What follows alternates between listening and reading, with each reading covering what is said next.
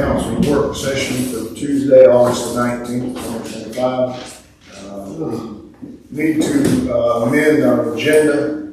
Add number 5 is the amendment to the audit contract for Martin Storms. That'll be number 5, item number 5.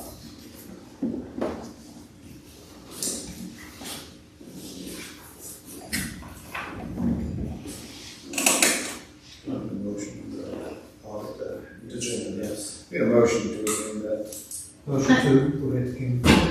Make a motion to amend number 5. Got a motion to the second. Second. Jack, all in favor, say aye. Aye. All opposed, like sign. It is so ordered. All right, on to the discussion items. Number 1 is the real estate property sale discussions. You want to hit one at a time, I guess. Nathan, what you got there? Yeah, we discussed the Northwoods property at the last council meeting. And there's some discussion about what we wanted to go about it and advertise it, or wait till kind of put it out there and see if we can get anybody to solicit a bid for it, basically, submit a bid, and also whether or not we wanted to actually sell it or give it to somebody. The school system. So, what are your thoughts on Well, I'm in favor of selling it to the progress of the city, to put that money to use toward the hospital property, whatever we decide to increase the that area. That's what we had discussed before, using that for the legal fees and stuff, so I'm in favor of that.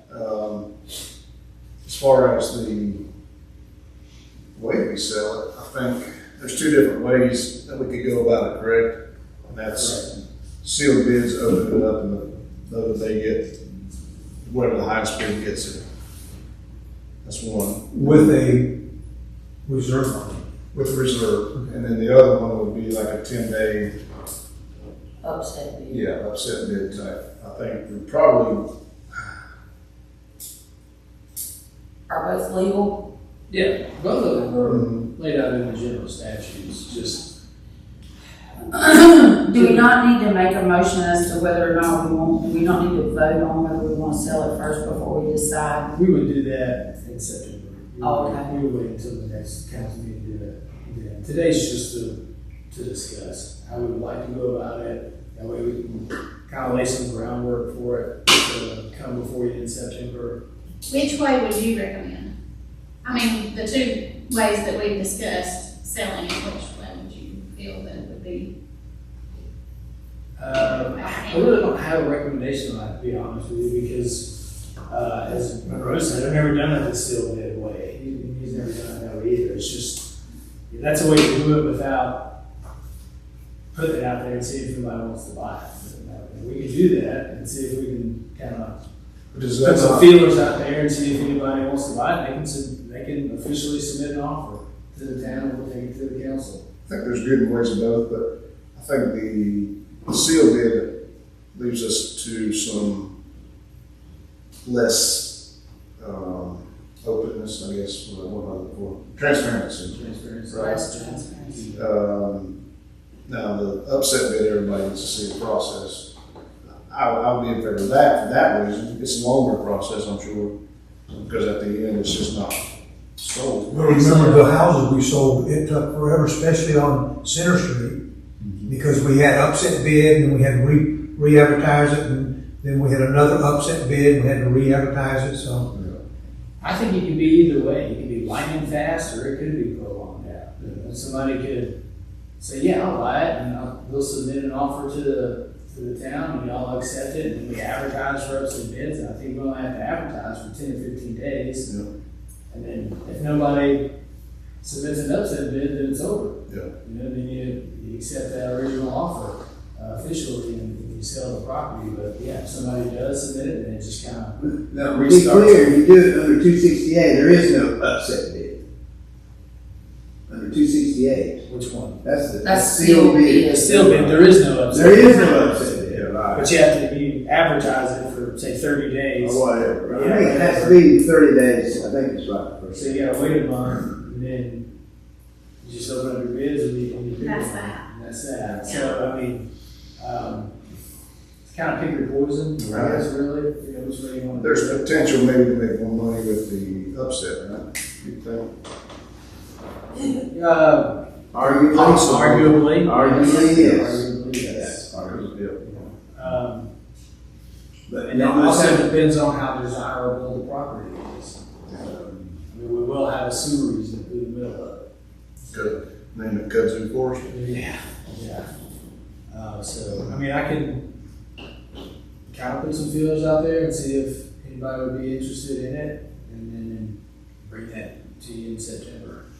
Or, you know, if somebody wants to before September, make an offer on it, I can bring you an offer. Would it be smart enough to have it mowed? Or just leave it alone? I leave it up because have you walked that property? I have not. It rots. Does it? I mean, it goes, Yeah, I can see from the road it goes down, but I you know, we had the outfit from Carolina Line Lakes that was gonna come in and do the, clean it up, but, Now, you could do this, you could advertise, you just, that's direct the city manager to advertise in the paper. The city is willing to accept offers on this property. And any offer that we receive, we will take to the city council. And then that just starts the process. And that way you're not committed, you're not committed to do anything, for that matter. but Eric, to your point, we could bring the goat herders in, the guy that's got the 100 goats. And they let do. them They'll out. get up and clean it up. They love kudzu. They do love kudzu. They Yes, they do. It would be gone I mean, in that's no pretty time. good, really. I think it'd be fun to watch. It would be. I watch those videos all the time. Yeah. How long does it take? So what are you? Well, I'm in favor of selling the property. I think it needs to be sold and get back on the books. George was a no. So George wants to give it to Habitat, but you know, He how wants to many give it years to in the the past school. could we have gave it to Habitat and we didn't do nothing? Well, the property was left in the town's possession to do the best for the town. The town. I think for the town to grow and to move forward. Nathan had a great point, great idea. I think I mean, if the school was gonna do, if the school system was gonna do something with it, they would have already taken advantage of that. Yeah. Already. And they haven't for gosh knows how many years. So But did the school system know that they could have? that's the way he put it, Sam. I thought that's how he meant it. I think he was just wanting to give it to the school system. As a They don't kid. have any idea. Oh, They didn't know that they could go to get it. oh, okay. He just thought the school, we should give it to Habitat. Yeah. not Habitat, No, to the the school, school system. school system for their housing project. Right. It's It's not Habitat, it's a Pretty simple. completely school-based The acres program. out there on, off the Well, I lot. thought Habitat class. always did that. Mm-mm. No, the The students. high school. the Yeah, students- I know the high school, Yeah. I mean, it's a building program for the high school students, which I think is great. It is. Yeah. Habitat probably takes care of like selling the property stuff. They all- No, The school it's system a does, school that system. money goes back into the school It's system. a The complete houses that school they sell. system program. It's a great program. Run out of land. Right, because it was out by, can't think like that, right? Because Mac- yeah. You go past the, high Not school. with the school program, not with the housing project. So the tennis court there goes back in there. The school system's helping. The CTE director is all the teachers under that person. All right, why don't we do this?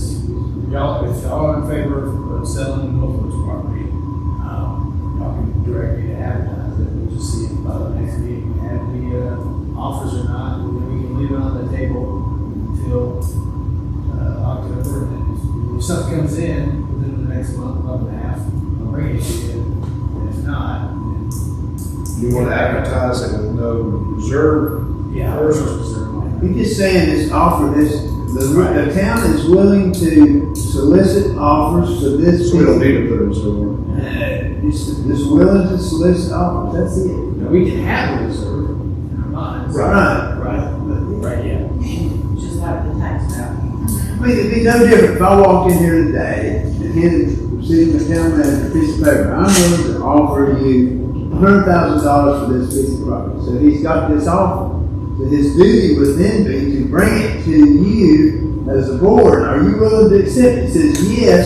If that's the case, then you kick yourself automatically into 269. You have to advertise it, and it's such an upset bid. Oh, okay, then that's perfect. Yeah. Now, I think you put a little tighter deadline because the next meeting says 13 days. Or whatever it is. 14 days. But I think on the paper, I would go ahead and, I'd get it. Oh, Yeah, yeah. I'm, it's good.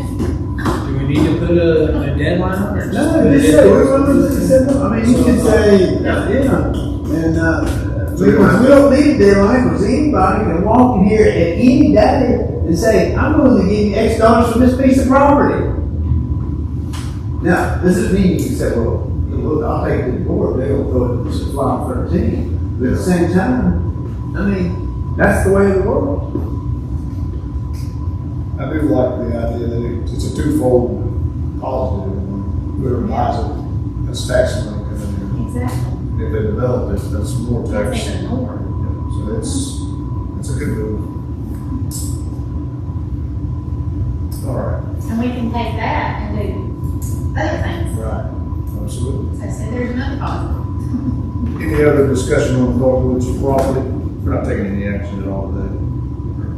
We're just directing him to This advertise it. is just discussion. All right, moving on to the urgent care building.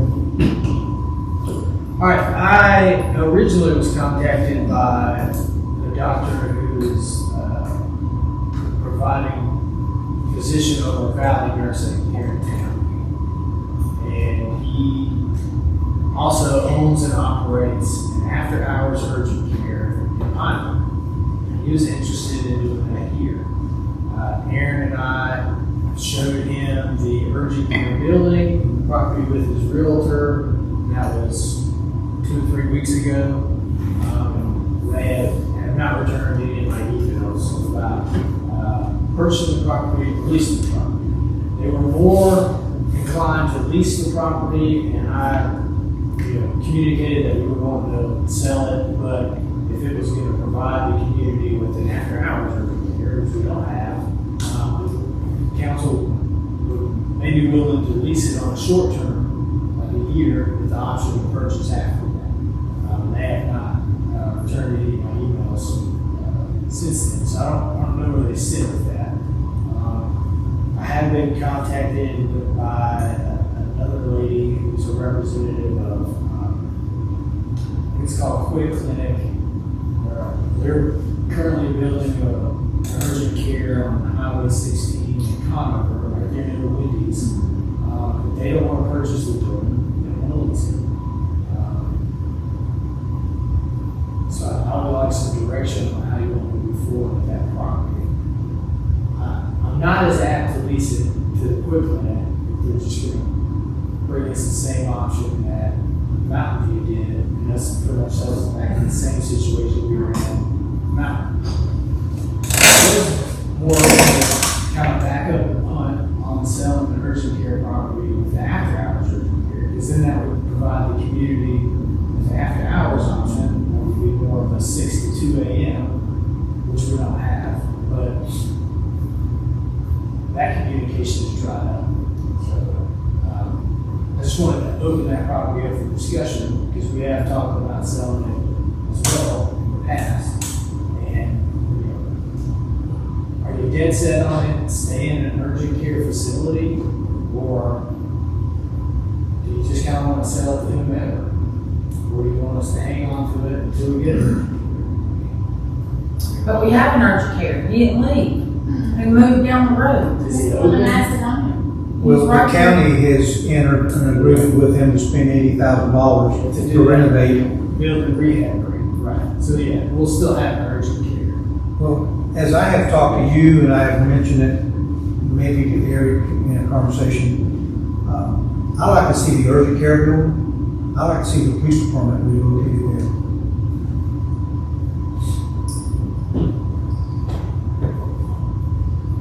I think they would, how many calls do you get to Walmart, Chief? I don't know, it's a good question, I'd have to look that up, but a lot. There's, we spend a lot of time at Walmart.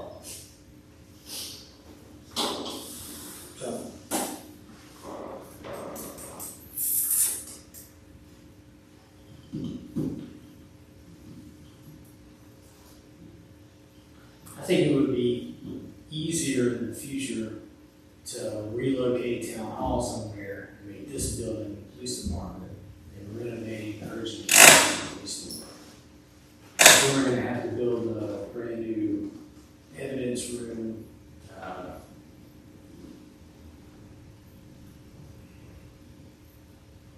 create more office space in there than what it currently has. I don't know, I mean, that's an option, moving the police department there. If it's, also we have to look at, in the future, if we separate town hall from the police department, and they're in two separate buildings, we're gonna have to have a receptionist for town hall. I mean, for the police department, kinda like we do with the ladies up front now. So that is something to think about in the future, it's additional staff we have to hire. But yeah, I mean, the urgent care wouldn't be a bad place for, the police department. We don't have any secure parking here, but I would like secure parking in the future somehow for the police department. I don't know how we would do that here, or at that facility. But, I mean, that is an option we can look at for, if you want to hang on to the urgent care, to look at what it would take to move the police department there. We would need to have to do a pretty deep dive on, you know, how much that would cost and if it's feasible. You know, what do they need out of that building? What do we need to create or take away out of that building for that? We can work on that and try to figure that out. Has the water situation been resolved in the back of the building? Well, it wouldn't take. But somebody has hit it, like with a big box truck or something, and messed up the gutters. I noticed that the other day when I rode around there. Because when it was pouring rain and I was out, I was like, oh, I'm gonna go and see how the water's doing. There was no water problem around it, but the gutter's been hit, like a box truck or something. Has it come off the roof? It's still attached, but it's like messed up. That's the garbage truck. Oh, yeah, probably. Should be any garbage there. Should be. I don't know where they put the garbage house in that back, driveway comes off the back. I don't know where they put their garbage cans. Cause you know, there was those 3 garbage cans sitting down there close to that area. They done that, it's not a question, but GS went down there. For location, Mike, what is your opinion on that? I mean, I like the location. I mean, if it was doable, I wouldn't cry about it. But you know, I'm not a big asker of many things either, so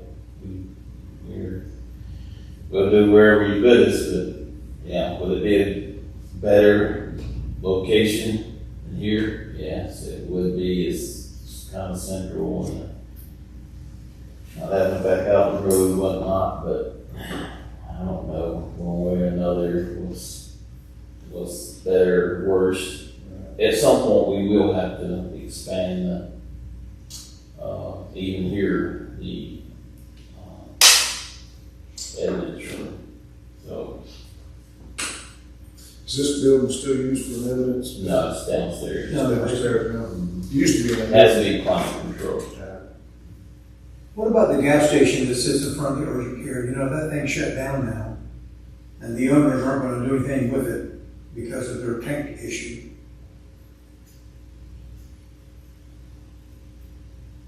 I mean, making that into, Well, just You know, that's a valuable partner.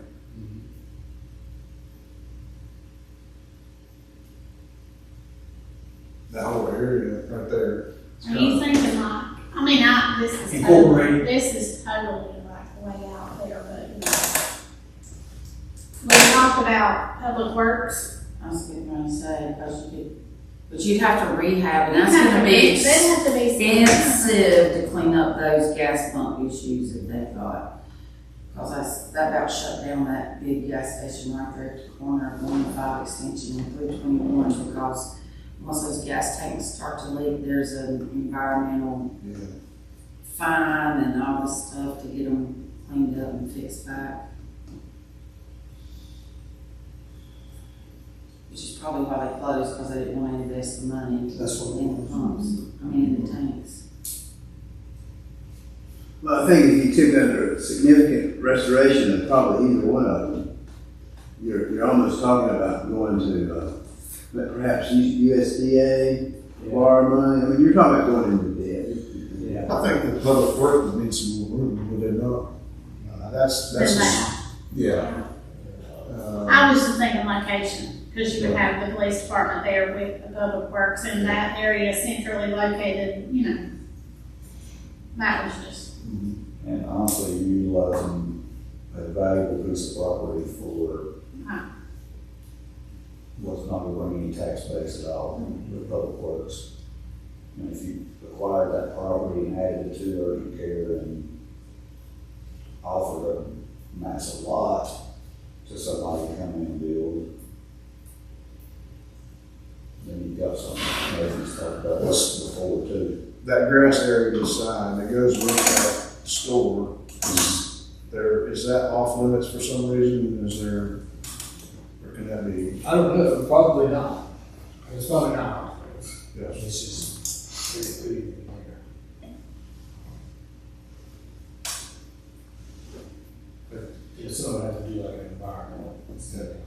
I mean, for growth for the future, I like the idea Jack gave about the police department going to the urgent care. However, I do like having if the 6 to 2 a.m.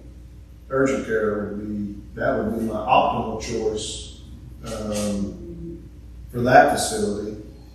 But that gas station wouldn't be a bad spot for, I mean, it's like Aaron said, it wouldn't bring any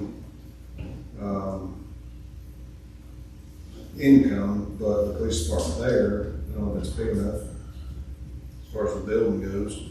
I wonder if the fact that you told them that it would be like a 1 year lease, that was a turn off to them, and if they would be more open to, like if we said it's a 5-year lease or a 3-year lease, a 3-year lease, you know. Yeah, after hours? Yeah. Maybe.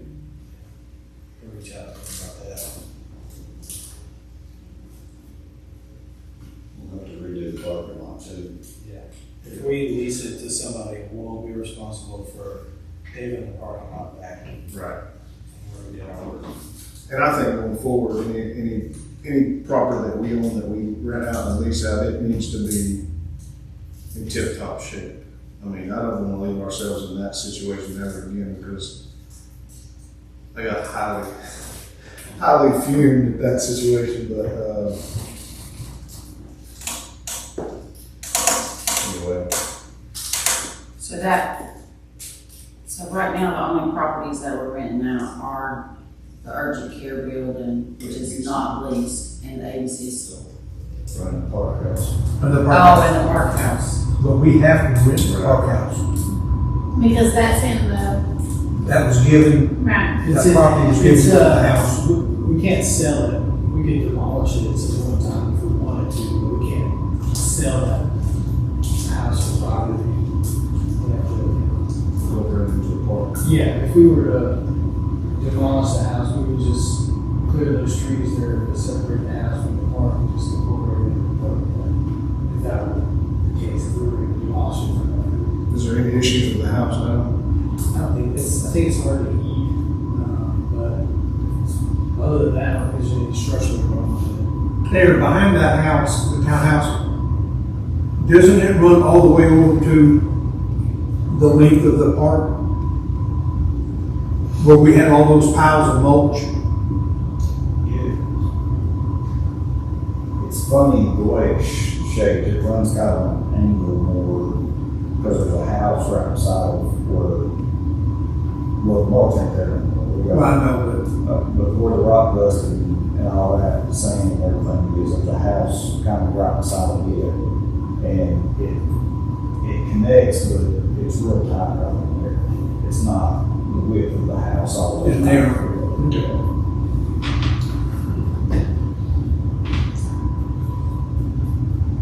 And in your estimation, how y'all working here? How long before we would absolutely need to separate? The police department, public works, town hall.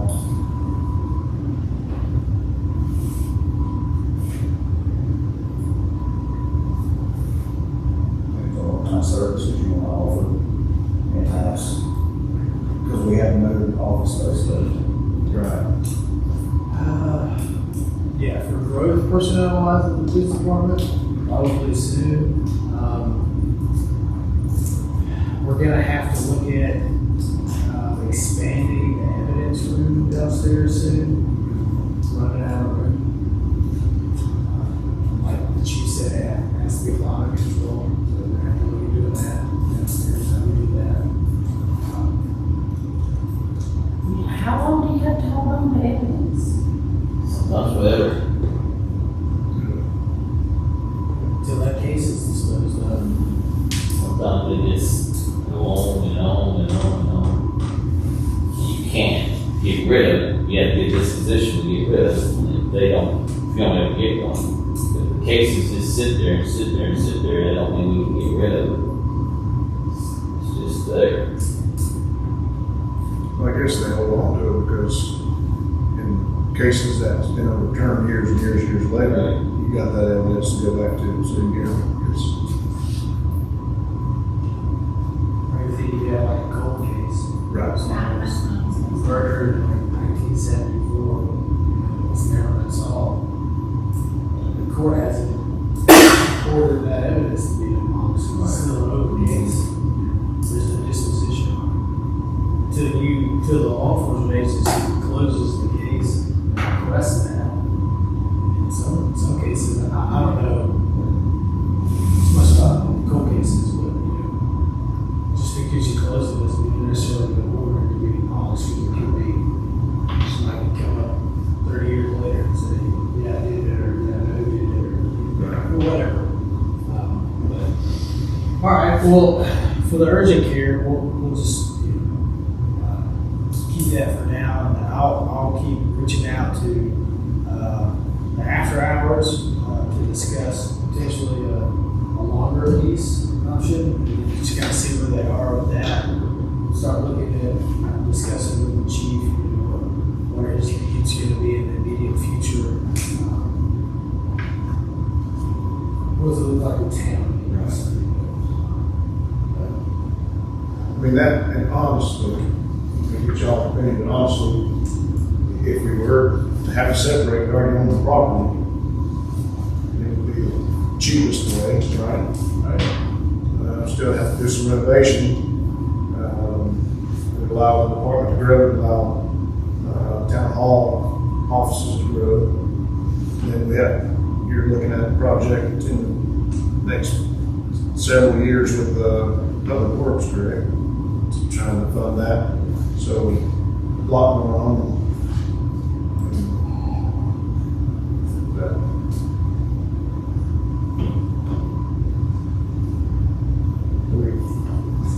Any other discussion on that?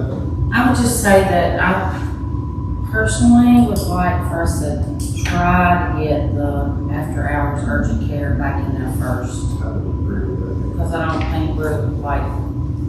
think the police thing is like an immediate issue. And it may not be the best, because then they're kind of like out of sight, out of mind in that location. They're not really visible like they are here when people are coming through town. Yeah, I guess you're right there, I'll have to cut back. How do you feel about the BB&T building? As far as what? Well, for relief, just start here, make this building, just start, and leave the council chambers here, and make it expand into the other offices. Give some time upstairs, you can move town over there. You mean on the horn? I don't think it's a bad location, because like it could be like a welcome to Taylorsville. It's got a drive-through. Yeah. And then you have Yeah. Yeah. right here together. I And think it's here it needs together. to still be together. I don't like the fact that, and I know that's not far, but I like it better where you're together. That doesn't mean it's Closer. high in the sky. I know, I'm just saying, Yeah. yeah. If we And have you're that also option. gonna be talking to him anyway. Yeah. But, one step at a time. Right. It'd be great if we could just do that hospital thing, and just put everything right there in a really nice couple of words, police. Yeah. Right there in the center of the whole thing. Yeah. That's the real Yeah, but they said it That's wasn't the feasible real- to try and re. Oh, no, I was saying completely tear that down and build a new one. Oh, That's what I was saying. I wasn't saying put them in there. That building isn't worth no. I'm building it. Do something with it. All right, well, I'll keep working on the after hours here. Yeah. Just trying to get some details on some more stuff. All right, moving on to number 2, code ordinance review. All right. If you look at,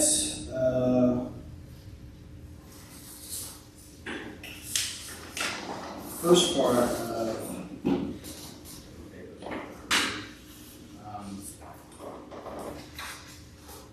the agenda, 2 through 16, I think, are our current solid waste ordinance, the garbage solid waste. This is the current one? Yeah, chapter 50, garbage. This what's now in the code? Yeah, this is ours, yeah. Now, well, it wasn't in my code. So. I'll say that. So this is part of, Yeah, this is our current, okay, good, let me hear that. so Makes me feel better. we talk about a couple different things, specifically section 50.06, control of solid waste, 50.16, accumulation of solid waste, penalties. But to follow the agenda, the first thing I like to talk about is high grass. So if you look at page 17 of your agenda packet. That's a different chapter, though, isn't Yes. Yeah. But I was just going through the agenda so you know that first section of papers is the current solid waste so we can get to it. So on page 17 is our current ordinance, chapter 92.01, weeds to be removed. It states it shall be unlawful for any person, firm, or corporation to allow noxious weeds to continue to grow on its property adjoining the streets of the city. If any firm or corporation shall not destroy weeds on the property within 10 days after written notice from the town authorities to do so, town authorities may destroy the weeds and assess the property owner with the cost thereof. Now it says that, but it doesn't really have a good explanation of what noxious weeds are. It just says they're noxious. So if you look on page 18, this is from the City of West Virginia, since I'm familiar with it. We can also look at other codes if we wanted to change anything in the future. If you look at section D, it says, it shall be the duty of every owner or occupant person in charge of any premises within the town to maintain such premises free of noxious weeds and grass, undergrowth, and any other vegetation, which affords a harboring or breeding place for vermin, insects, rodents, and reptiles and grass which is 12 inches or more in height, not grown for agricultural purposes, shall be deemed undergrowth within the meaning of this section. C, the existence of any of the following conditions on any vacant or occupied parcel of land within the corporate limits of the town is hereby declared to be dangerous or prejudicial to the public health or safety and to constitute a public nuisance. Number one, it says the uncontrolled growth of weeds or grass to a height of 18 inches or more within 100 feet of any residential structure or any occupied non-residential structure except in the downtown business district in which all weeds and grass must be maintained. This subsection shall not apply to areas that are not accessible or controllable by reasonable means, or the natural areas which customarily exist in a natural condition as determined by the code enforcement officers, or it's like an urban forest or something like that. So let's talk about that for a second. The first one, obviously, for your residential properties, it limits the height of your grass to 12 inches. We don't have a height currently in our code. Now, does that mean that we're going to expect the code enforcement officer to go out there with a ruler and measure everybody's yard? Not. But it does give it a little bit more teeth. And then for non-residential properties, currently, we follow the county's code of ordinance is for him to enforce for high grass, and theirs is 2 feet on any parcel that's, I think, more than an acre. You can have your grass up to 2 feet high. So it would be my recommendation that we amend our current code to include a height requirement and a little bit more verbiage to help enforce high grass issues within the town. Because I have gotten a lot of complaints this year on high grass. What are your guys' thoughts on that? I agree. So you would amend chapter 92, maybe borrow some of this. Maybe borrow some of it. And, Maybe not all of it. right.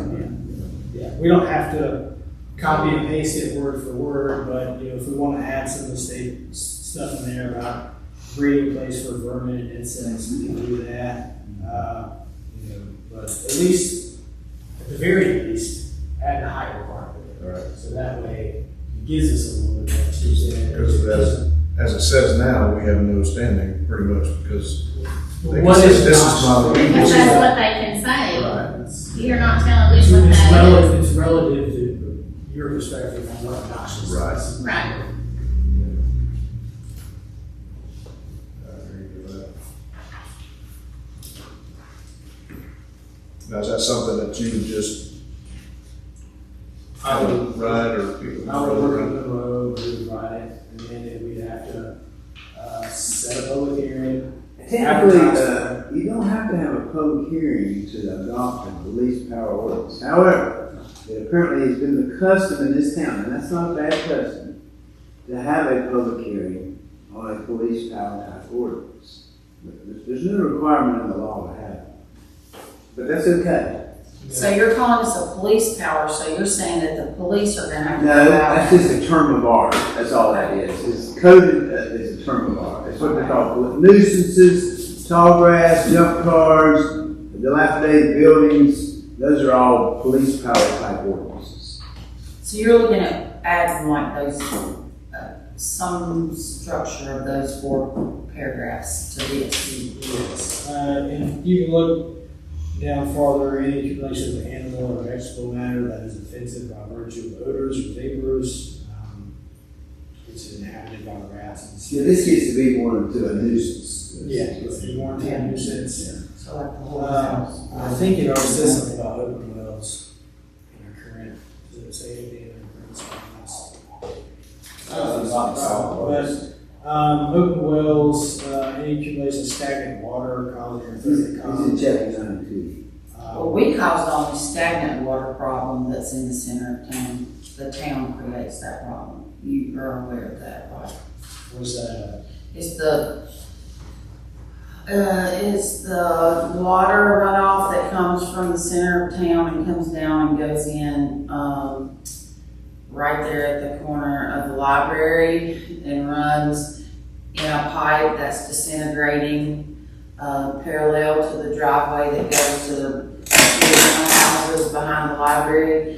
And it goes through a brand new pipe to the end of that road at the fence, and then that pipe opens up and then all that water that goes down from that point on, sits in there until it rains hard, or, and then, yeah, it's stagnant down there. Because the town used to pile all debris in a valley that was there, and then the homeowner removed all the city's debris and had a new pipe put down through there, and then covered it back up.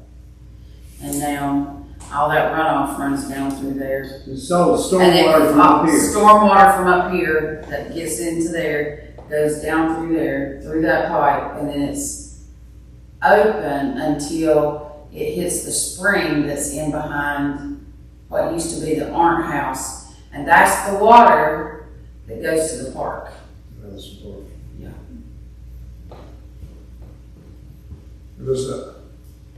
It doesn't continuously run, it sits there. Right. It doesn't- I'm not. That's why you get eaten alive with mosquitoes back there. So that's why that pipe was laid. So that it couldn't sit there for at least that 200 yards. Yeah. That's something that the new Bob Captain took care of. Possibly, yes. Yeah, that's true. Is it? It's an old road that was never used and parts of it. So it's really not, unless other people have gone and made claims. I mean, it's been absorbed by all the houses. So that road should have come down through there double and went straight down through there. But it never did. So the homeowner on this side, the previous homeowner on this side, used all that land where that road was never put, and put a carport on it, and a driveway, and some buildings, and all this stuff down through there. You're talking about the property, I shouldn't say that. So the town, at the sale of that property, the town deeded those new property owners that strip of land. So, and unless all those other property owners down through there went through that same process, they just have them by, there's a term for it, where they've used it for so many years, so it's actually their land, supposedly their land, because the road should have went all the way through, and it never did. Not if there's still a legitimate right of way. If the town abandoned the right of way in its entirety, then all of that right of way is now private property. Just like what happened with the street. Yeah. We abandoned that right of way. So But we did it through a legal process. the legal process. Was there a legal process? Just to deed that certain portion, because it had, buildings and structures on it. What does it say on the GIS? I'm not sure. Everybody on GIS goes out with. No, I just paid a man to come and put in pink stakes.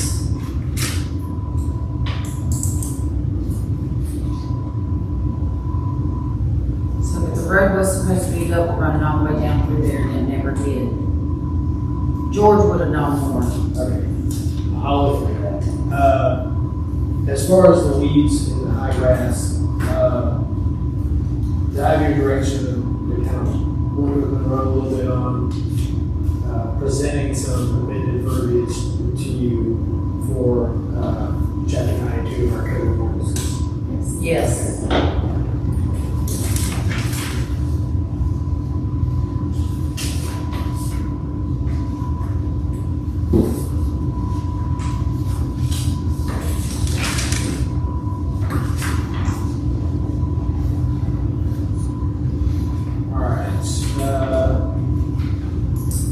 Let's back up a few pages to page number 8 and look at section 50.06, control of solid waste. First section, A, states that it shall be unlawful for any person owning or occupying property to cause or allow solid waste to be placed, deposited, or accumulated in his or her property, except in 90-60-gallon rollout bottles and recycling bins and other items checked. Where are you at? Page number. Page 8, down at the bottom, 50.6. It goes on to talk about unsalvaged. Number B, the person in possession of the property shall maintain the property, including sidewalks, grass strips, and half valley curbs, right along the edge of the pavement and approach street, a litter-free manner. Now, throughout our ordinance, it does talk about what we pick up, what we don't pick up. That's about it. It doesn't really consider.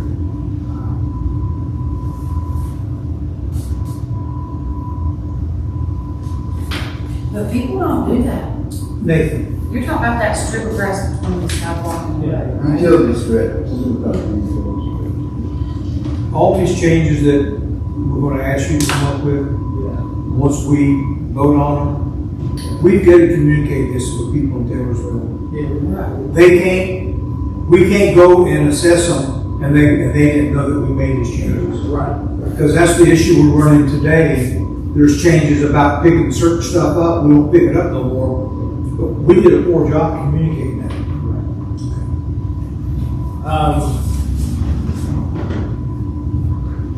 So if you look, so that's what our current ordinance says. And then we have a list following the ordinance about what we pick up and what we don't pick up.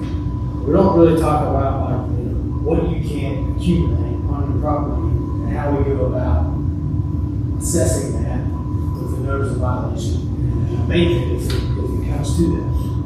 So if we'll look back on page 18, the first page of Best for Cities, talks about number 8 at the top. It shall be the letter A, shall be the duty of every owner or occupant person in charge of the premises within the town to maintain such premises free of any accumulation of garbage, rubbish, appliances, discarded household items, and other similar items. The unscreened storage of materials not customarily stored outdoors or residential neighborhoods is prohibited, including but not limited to tires, construction materials, household items, broken toys, and other miscellaneous house and yard debris. If you keep going to the bottom, it has the numbers listed. Any accumulation of solid waste not in compliance with this chapter. Any automobile part. Number 6, including but not limited to tires, motors, batteries, and the like. Number 7, any piles of wood, furniture, clothes, building materials, and the like. 8, any other condition detrimental to the public health is violates the rules and regulations of the Housing and County Health Department. 9, junk, trash, and litter shall be unlawful for any person to have on their premises materials that would create a littered condition such as dilapidated or broken furniture, appliances, machinery, building materials, chemical parts, tires, or any other items which are in a wholly or partially rusted, wrecked, junk, dismantled, or inoperative condition. Such items may be stored on the premises when they are placed in a completely enclosed building or dwelling. Letter D, keeping upholstered furniture which is not manufactured for outdoor use in outdoor areas, or such furniture is visible to neighbors and passersby in the public right of way, is hereby declared a nuisance. Basically, if you keep reading, you can't have upholstered furniture that's supposed to be in your living room on your porch, because then it gets wet, and it mildews. How old is this ordinance? 2022. Okay, I was thinking, it was in Bedford City, some other town, it's about 20 years ago, about a lot of publicity. There was a back and forth about, can't put a couch on your front porch, so the press had a lot of fun with it. Right, yes. So I mean, obviously, we don't have to transition that over if that's something that you don't want to worry about. But what I would like to worry about is a little bit more explanation and teeth in saying you can't have this on your property, just laying out in the yard. Now, we do have it already in our ordinance to where you can't put certain things out at the curb expecting the town to pick up when we don't pick it up. That's already in there, that's fine, but we need something in ordinance that says you can't just have all of this different stuff and junk laying out in your yard every day, just rusting and rotting and deteriorating your property values and your neighborhood's property values. And then we can move into how you notify the property owner. You have to notify the property owner. If you look on page 19 at the bottom, section 54.07. In the middle, the respondent is the person in possession of the property. Whether it's a tenant or the property owner, typically you will mail the property owner who's on the tax record. You get that off of GIS. The notice shall be by first class mail and certified mail, or by first class mail and in person by sworn officer of the town or county, which would be your code enforcement officer. The service shall be deemed sufficient if the certified mail is unclaimed or refused, but the regular mail is not returned by the post office within 10 days after mail. The notice shall order the abatement of the premises within 15 days. And as you continue to go through it, it talks about how it gives people the opportunity to appeal the order. If they want to have a public hearing for the council to say that this is in fact not a nuisance and this is not evidence why. If we wanted to abate it, if town council would have to, or town manager would have to issue an order of abatement, and we would contract a private property on a private contractor to go scoop up a bunch of junk and debris off of somebody's property and get rid of it and take it to the landfill. And then however much that costs, we would assess it as a lien on the property.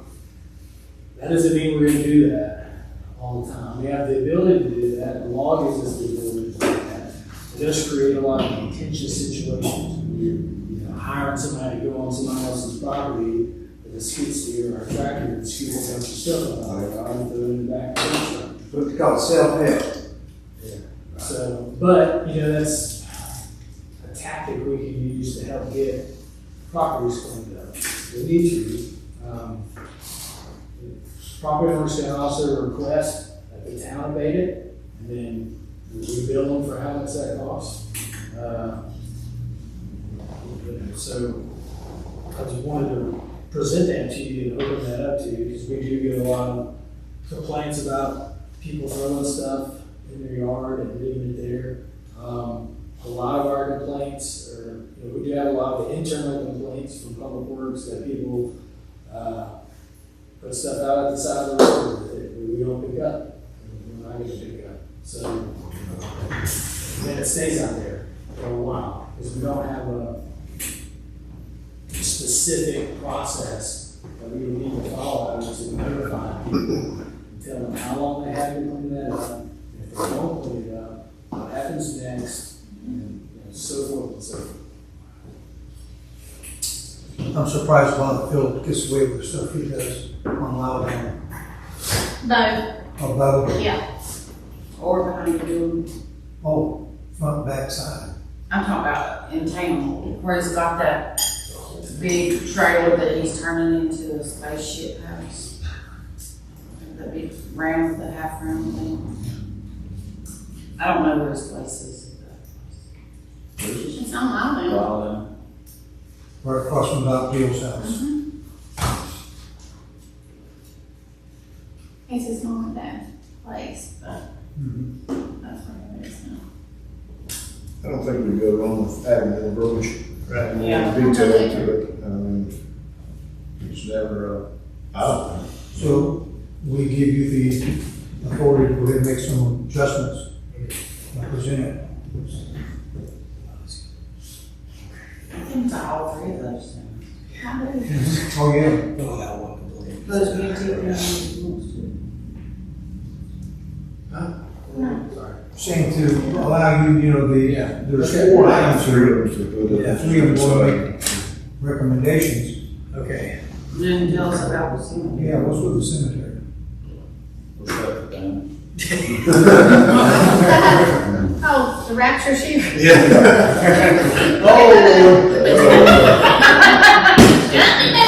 Let's stop the shop. Here we go. There's a funny story in South Carolina. There was a car dealership across from the cemetery. It's called Radford View Motors. Oh my God. How appropriate. That's one of the huge cemetery. Best thing in the house. Yeah. That looks like we're getting ready to go. So it's Bessemer Cities that has to be in there, that businesses have to have a dumpster. Right, didn't I read that somewhere? It's Well, not in ours, right? So it's a solid waste And ordinance. that's probably under, your contract with, Republic, Yeah. right? Yeah, Yeah. certain time, I don't know where to draw the line. We're gonna be at a little bit of a disadvantage here in our downtown in solid waste because it's at a different elevation. You know, like in Bessemer, just using an example, their back alley is on the same elevation as their main street. So their garbage cans get king on the back. It's easy for people in the downtown and business there to walk out the back door and just throw it right into the garbage can that's outside. Here, you gotta walk downstairs and then throw it out there, or walk all the way down the corner and then walk around. So there's gonna be a constant battle with people who rent buildings in the downtown areas because it is such a difference. I take my garbage out the back door and sling it down there and then walk down there and put it in the trash can every day that I'm there. There ain't nobody back there gonna attack you. Well, I will say this, there are people that's living in, behind those boxes on the dock at the old Highland Myers building. I've seen them. So we need to do something about them. Living word. You know where Highland Myers building's at? In the alleyway, they've got those boxes, those wooden crates on the dock, which is Hefner's building. Yeah. I'm trying to abstain. It's not working. Well, I say that for you. I'd have to look into it. I don't hear the guys say anything about Don't it. they need to put up no trespassing signs like we did last night? And if they do, it gives us something to be enforced, but, I mean, We ran into this about a year or so ago, right? yeah, I don't, If you took, I haven't seen anybody back there, but I'm not saying that there's not, I'm just. Well, I think this goes back to about that period of time a year ago, or 8 months ago, they were living in there. We've been hitting everybody pretty heavy everywhere. I mean, we're trying to get them to move or do something. I don't know what all we can do. I mean, we took a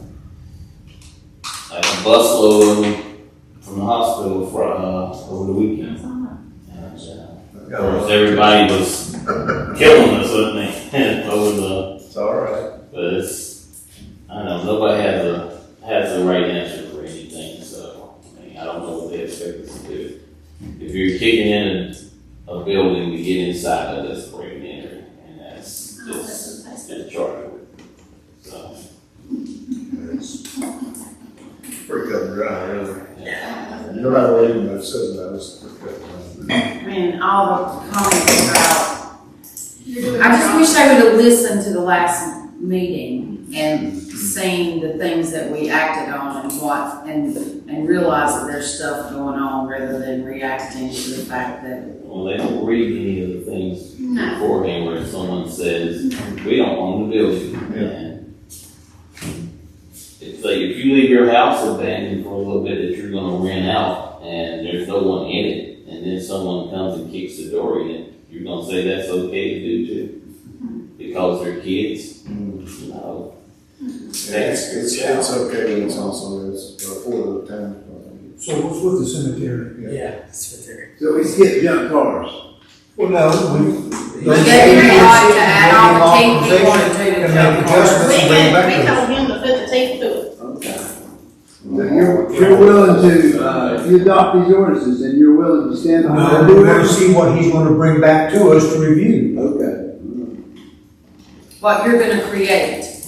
Not You're gonna help him create. But that's, all that is, Ms. Brown, is words on a piece of paper. Right. Where the rubber meets the road is whether this council is willing to commit the resources to enforce, not everything to the code letter law, but to enforce these ordinances where it needs enforcement, and stand behind the staff when they do it, and don't wilt in the face of the pressure from the public because these people are doing their job that you have asked them to do by adopting these ordinances, and willing to spend the money that costs to enforce them.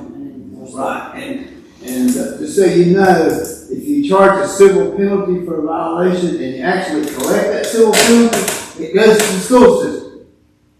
Just so you understand that. The way that our code is written? No, the way the That's the state. Constitution of North Carolina is written, Okay. yes. That's fine with me. Here you go, what he comes up with, That's fine. it's just he's gonna bring us recommendations. Right. We're not saying we're gonna enforce anything. I agree. We can't enforce something we don't know nothing about. I agree. Okay. Well, how many properties, how many things are we actually talking about here? Very good question. As far as, How many houses have a junk car? Well, I know of one and it's very close to me. And then there's another one that's probably a possession place that's close to me. numerous, I mean, you know, Yeah, there the are junk, numerous. the junk nuisance and abandoned cars is a different animal than, you know, junk and debris ordinances. You know, you have abandoned vehicles are usually stuff that we would take care of on the roadways anyway. You know, like the police department, you know, this car's been in the middle of the street for the last few hours, and it's around it, we're gonna move it out of the way. Or it's been parked here in front of town hall for 72 hours, and nobody's come and claimed it, the windows are down, and you know, it's out of state, so we're just gonna mail them a letter and say it's at the local tow shop if you want to go and get it. So that's what we're gonna do with them? We're taking them to the tow place, or are we taking them down to where? We would not possess anybody's vehicle, and we would most certainly take our time going on somebody's private property to take a jump of it. You know, it's just an ordinance that's in there to help us get people motivated. And there's to plenty clean of their property. things that you do before it gets to that Give them point. that. You're So giving it's kind of like the them federal several flag warnings. letter and saying that these are the ordinances that we have changed. This letter is not a fine. You're being told that you're breaking a town ordinance. That's step It's a one. warning. It might just be verbal the first time. Yeah. The entire point, in my opinion, of code enforcement is to motivate people to do what the code says, so you don't have to fine them, and you don't have to take them to court, because you don't want to take anybody to court, because they don't know where to But does this not really still operate under the thing about instead of punishing the whole class, we just go directly to the person that has a lot full of abandoned cars that they ain't moved and the grass is all grown up If you above don't have them? an ordinance that says they can't do that, then you can't do Then anything you're about backing it. on somebody. You That's have why an he needs ordinance. to I take think it. you So do we that. put the ordinance and then we go say. There is nothing left to what I think. It's right there, black and white. So as I passed once with the cemetery. Can you talk about the cemetery, please? The new section is complete, but it's not stated in our cemetery policy or cemetery ordinance, so we need to incorporate it into our cemetery ordinance. Which So is it's what page? 33. 33, yes, 30, yeah. Yeah. And unless y'all are opposed to it, staff feels like we continue on with the way the co-animal section is for the upright monuments, and the guidelines set aside for that section, will just carry and basically just add section K to that. The two items up for discussion that's been brought to our attention. One is double barrel. It's been discussed before. It was voted down last time. You basically have the option of buying one plot and stacking. It has to be made aware of in the very beginning because the first plot or the first grade is dug deeper, but they stack the balls on top of each other. You got to have by state law minimum 18 inches of dirt between the top of the ball and the ground. The benefit, I don't know. Like I said, it's been brought to my attention if we would offer that. The only benefit to it is you take care of in one plot, what we do two plots, so really the site, you're not using that space That's big. However, but you're not selling as many plots, but we save space. Well, you charge, if you go to the double barrel, it costs more. It won't cost the same as 2 plots, but you would charge more for that. So they're saving money and doing another revelation. Yeah. Probably, basically, charge them 1.5 times what the cost of a normal plot would be to be stacked. Like I said, I don't know how many people would do it. It gets, I was gonna say, the big it ones, gets, it it gets asked. Don't people, when the first person dies, don't the second person that gets cremated, they want to be buried in that same plot? Now that's allowed already. cremation's. This is a That's true burial. This is, Yeah, but it's not, you don't have a vault, like, it's totally different. yeah, this is a true burial. He said In the 2 long vaults. run, My question was, do we allow that? yes, Yeah. yes, you can have remains put on top of an existing burial now. Or you can utilize a burial spot and have up to 4 remains in that one burial spot. 4 people, 1 spot. I had one Remains. person. Oh. You You turn sideways. That's the city, That's why I got a little it's excited. best for city house cemetery. Do they have a comment in theirs or a statute ordinance in theirs that says what you can and cannot leave on and around grave sites? I don't know, I can look that up and see. What did you say, I'm sorry? Did Bessemer City have a ordinance that said what you could and could not put around tombstones, like you couldn't put 18 And see, our ordinance, lights that our look like a ordinance states that you airplane Yeah. landing strip around the grave? Our ordinance states you can't do that. Well, but we have some, then why aren't we removing them? Just like Monroe said, enforcing it, especially at a time of death, will, you talking about raising one heck of a thing. But they didn't put those, they didn't put that landing strip in there at the time of death. That landing strip come later. A lot of times, it's associated with a child, or, that's where we get the majority of our stuff. What are you talking about?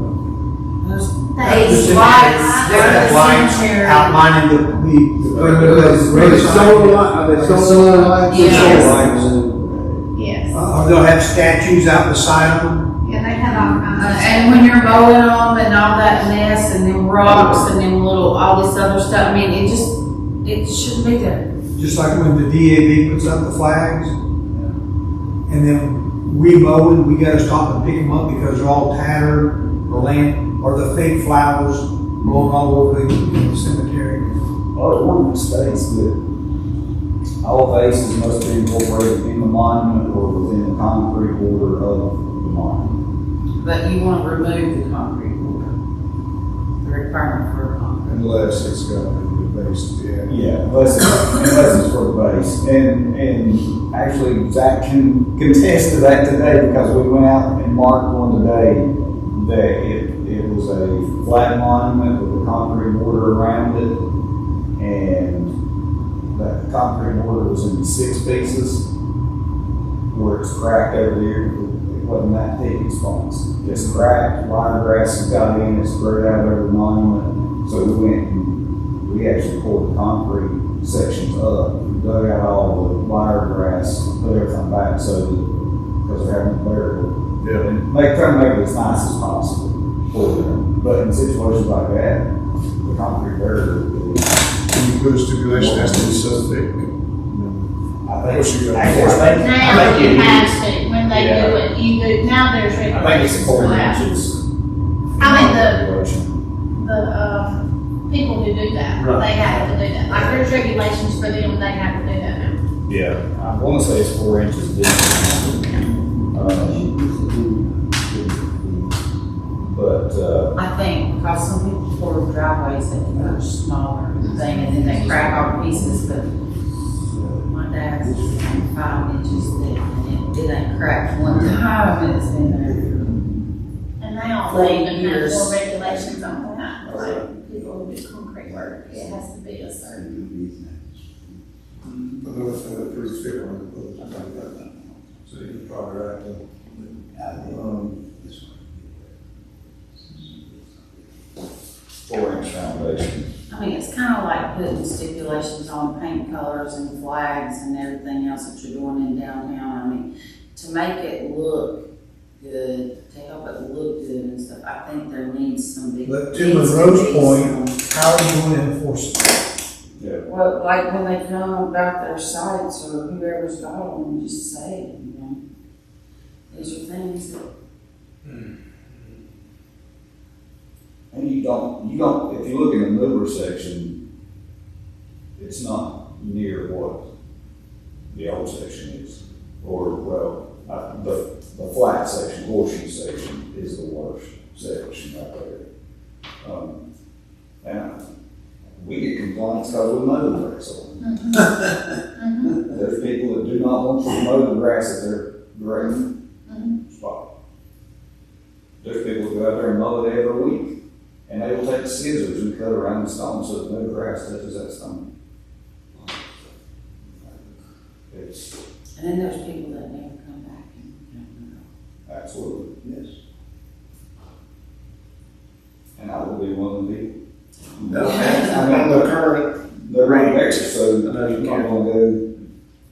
I know you can't foretell the future, but what is the expected fill year like? The new section that was put in shrank a little bit from the original design, because planning and zoning made us take a section of blocks off, because we had to be 20 feet off the property line for the cemetery, so we lost one road. I would say, barring the pandemic, 20 years on that section. That's very little. That's very little. That might be a resident by then. But we'll get to consideration of y'all on this, and I've got something else cemetery related that kind of fits into this that I wanted to discuss with you too. But like I said, the biggest part is just getting Section K in there so that we can begin selling plots and give these people. But you can present that at the next month's meeting for us to adopt it and bring it in. Just be really adding the word K into this one little section here. Yep. I know, because That's it. We need to do a vote. In my opinion, no, this is not This is a continuation. 160D ordinance. Unless there's a special, like an economic development issue. But if your custom is to have a hearing before you adopt any type of ordinance, then far be it from Mr. Pamela, the interloper from across the river, to suggest that you change your custom as to that matter. He don't have a custom, he's a newcomer. No, I'm talking about the town of Taylorsville. I'm talking about the custom of the town of Taylorsville. So we would have to vote on the two considerations, changes, right? I don't feel like it would be necessary for us to have a. It's not legal, that's for Right, sure. for these two minor changes, to allow, double burials and to get rid of the border monument. I thought the only change was K. No, it's K and get rid of a concrete The border. two subsections are one and two. K is the important part, the other two was for discussion, I don't want to look at it. Now, one thing that would change, if you've done a double burial, you'd be changing your fee schedule, you'd be adding your fee schedule and charge more for that. So And then I question, see, the fee schedule is in the ordinance, but typically the fee schedule, we moved it to a resolution. we did change it to the resolution. So this ordinance, that really needs to be repealed. Okay. I mean, it just says repealed, see, you know. Because typically in the ordinance, you don't We really have have to, those we costs. have to amend our budget ordinance for fee schedule. No, It's not fee fee schedule. schedule, it's just, It's It's got resolution. Fee schedule. Yeah, I know They have to do that. another They're gonna have to add change to the the fee fee schedule, but Yeah. where they're, what the rate would be for a double Yeah, we porch. have to vote on We something. would have to vote. It's the fee, because they're changing the It's price. a fee schedule, that's why We it's have to not have a public ordinance, it's hearing. on You resolution. have to go over the fee. That's why We got it out of the local ordinance. So you wouldn't It's have- tied originally to the local ordinance. I'm following Yeah, that's why it's not you. budgeted. Okay. One other cemetery discussion item. Rhett Miller from Alexander Funeral Service has been in discussion with me, and they Is it all the like, same? yeah, they're all the same. They'll just want to roll. Yeah. So he inquired about some sort of partnership or, It's the same. they would like to move a mausoleum for cremations. The one that they're looking at, and in fact, Limehoff has gotten involved in it too. He's wanting to be a partner with Alexander with it. The original one would hold, it'd be 48 spots, 2 cremains per spot. It looks similar to this, and then each owners would have the ability for 2 in there, and then there'd be a bronze placard that would go on each one of them, so it'd be uniform. He also talked about the benches, or the bench in the picture here. You can actually house remains in that bench, and you can do a bench in honor of, or in memory of the family, and the family purchased the bench, and the remains being there. And In the bench. yeah. So how many did you say this would hold? 48? 48, 24. This on Well, it'll hold 96. 90, I thought 98, because it's 48, 6 times Yes. 4, 96. 24, and you put 2 on each side, that's 48, 48, Well, minus 6. Yeah. There's 2, like, This ain't the exact one, this is just No, he what they said look each, like. like each door that would open, you could put 2 on this side, and you put 2 from the back side, so there's 4 in each The line. backside's solid. Oh, okay. but it's, Yeah, So then it'll only hold 48. it's 48 openings, but you can put 2 cremains in each opening. So it's not this one? No, it's not this picture. Okay. He should, it just is. This is, Okay. yeah, this is just something for reference to build off of. so it's not double sided like you got remains in this No, side. they do make double-sided ones, and all this will be up for discussion. Basically, they were just asking if the town would be willing to be involved in it, and it could be at the town cemetery. Ray's got some grand ideas on how he would like to do.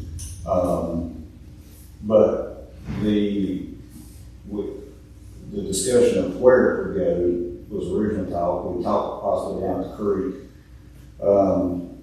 But also with the kudzu and everything, it's not the prettiest of areas. So the second discussed area, the topic that I threw up that I felt like would be better all the way around is where the trees are on the Cole Campbell side. To utilize that area for cemetery, you've got to cut all the trees down, you've got to pull the roots out, stumps out, hang it, and everything. You'll spend a fortune in that section, which is why we jumped back to the other side of the cemetery, where it's already easier.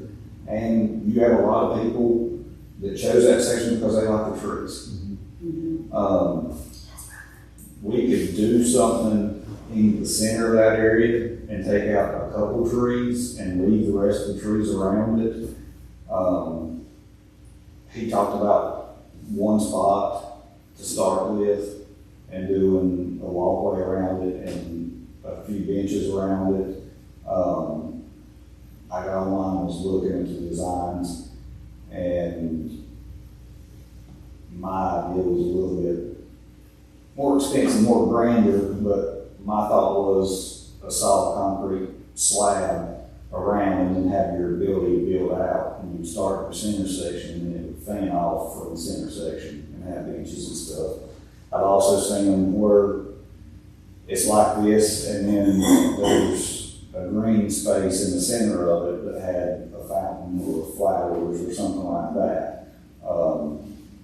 As a deck at the very end. So what would be our contribution, the land that they put, I mean, who's gonna sell the boxes? Is that gonna be He- part of our town stuff? He talked about doing all that himself. They would purchase I think the cost was $15,000 for the mausoleum. They would handle paying for installation, the walkways, the benches, all that stuff. We would donate the land to them or allow them to put it on our land. And we discussed they would pay a monthly fee towards the maintenance of the grounds around it. So theoretically, we're getting some extra revenue towards the mold that we're already doing anyway. There was also discussion of, in the future, doing like a gazebo, putting a gazebo out by it. That way you could have, you wouldn't have to set tents up for every service. You'd have an area for the families to set up. It would be covered, so it would be off season, so to speak. But they could have the service inside the gazebo area. Who's gonna monitor it and keep people out of it that don't need to be?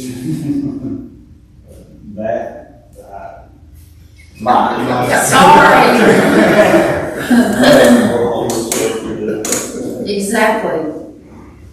But I like the idea, I do like the idea.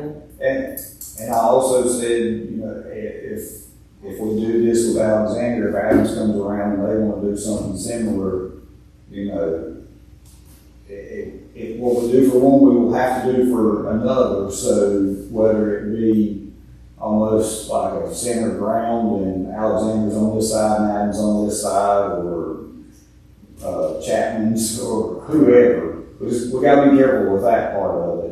Or you gotta decide whether the town's gonna get into the mausoleum business. Correct. At all. I would But I say, think we do need, I mean, everywhere else you have that Right. option. You and I know, think we do need that. So, my reaction is I want to see whether some other town has done a similar arrangement with a private funeral home with public property.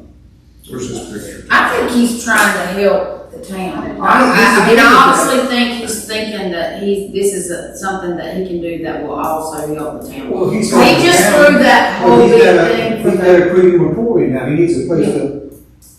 Well, he just threw that whole big thing for the county for the kids the other day. That was his funeral home that did the 800 backpacks, back to school bash and did all that. I think what Monroe's referring to is like, what does the look like between the town and him as far as the allowable use on the property, what year that expires, unless it's indefinite, you know, how much is the fee for us maintaining the property, yeah. For me. All that stuff. And it's still, you know, it's either a lease or a purchase or a license. One of those three things, it has to be one of those three things. License would be pretty rare, is what it would be. So if it was a purchase, he would purchase that Yeah, we would. equal amount of burial spots, basically. And using one of those two processes that we just talked about at the beginning of the meeting. Yeah. Or lease it for Although there is an the argument. rapture. Right, yeah, right. But that's, like I said, I'd want to see where somebody else has done a similar arrangement. Well, this is a public-private partnership with right? And Essentially. yeah. Because he's a private business owner going into a Well, partnership. but if we're gonna lease it to him, if we're gonna sell him the property, then we'd have to accept bids. And even if you lease it to them for more than 10 years, you still have to follow the disposition statutes. It's not. Well, do the other cemeteries in other counties, do they not do this too? Do Well, they not that go was the first thing I That's said. my question. That's the first thing I said. I want to see where somebody else has done this same transaction. I'm not saying it's, but Oh, really? I think a lot of them are doing it themselves. if you mean the city has undertaken to get into the mausoleum business. Right. But There's a beautiful one in Lincoln, It's, if you go on their website, their cemetery website, you can see it. It's a square mausoleum in the center. No, it's actually, I forgot to bring it.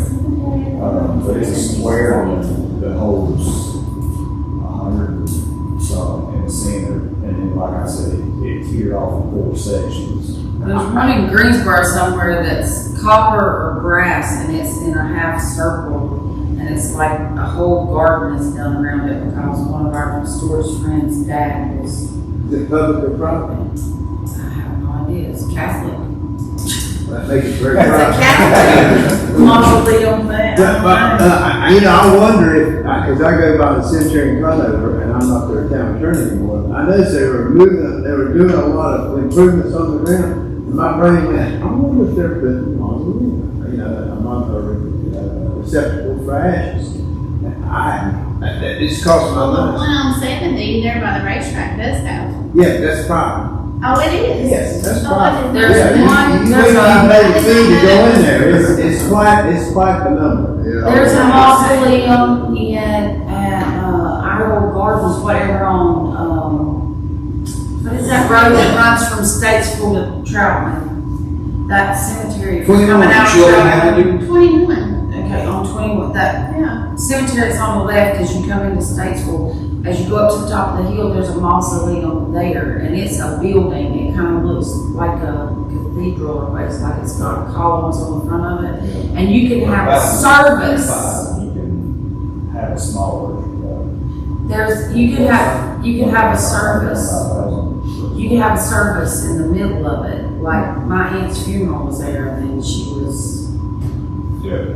Aaron, just done the kudzu patch. The I reason, mean, there's different. I don't know who put it there, but that's private. the look around it is why he mentioned he put the crematorium in there. He talked about doing one up there, but he said it's just not a pretty area. Yeah. And he's wanting it to be more. Yeah, the location where you're talking about. I like the Where location it's that like. you're I talking about. like the idea with the trees and keeping the trees. And just like I mentioned before, we're going to run out of space eventually. Unless we come up with creative ideas for more space. It won't be in our lifetime unless something major happens, but eventually you're going to have a massive cemetery that has no plots left to sell, and you'll be maintaining it with no revenue coming in to maintain it. And that's what you're saying different. I just think it's other places have options like this and we don't. I mean, not for a mausoleum, Right. so. And cremations that's a growing thing now. I think we keep the cemetery to death. There's plenty. So you're just gonna do these two things and look into this and bring it all to the next meeting, correct? We're gonna look at K, that'll be a simple fix, the rest of it, y'all's call what you wanna do and how you wanna pursue it. I'll get some, try to get some information on if any other towns have done this, before, so we want that, those leases look like. Yeah. And the on that cocaine, we're gonna need to remove a couple of trees already to have space to do it. And I didn't talk to Red, I said, it's not, the town staff, we could do it as a staff, we've got the equipment to do it. But it would be total season, mowing's done, and everything else is done, that we have time. So this is something that if y'all agree on it, we can get everything worked out, it'll be a spring of the year type thing. It's not an immediate project, but it will run quicker than any of our other projects. Is page 34 hours? Yes, So we already have a cremation section? yes, we do. It's down there by the creek. Okay. Where that little building used to be, that section there's a house buried in that section, so we could put regular barrels there. So you buried your house in the cemetery? They They did back in the 80s or 90s. So, these fees would go to $1,500 and $2,250 for out of town. And the cremation section wouldn't change? If you done, you talking about for double barrels, Yes. those options would remain the same for a single plot. My recommendation is time and a half for a double barrel. So that would be So, 15 Yeah. or- 15 and 22. or $2,250 for outside. And the cremation would not change. Correct. Okay. And can we look at, can you get information about whoever else has something about what you can and can't do? We already have it, right? What, around the monuments? Yeah. Yeah. Is everybody satisfied with this? On to number 3, land development code amendment review. Alright, this is, we've had, several instances recently about people living in RVs in town. And that's, not technically, well, it is a zoning issue, for the county. They allow you to live in an RV on your own property while you're constructing your house. So, if you're building a single family home, you can, it's been permitted through the building inspections department, you can live in an RV on that property for up to 6 months while it's being built.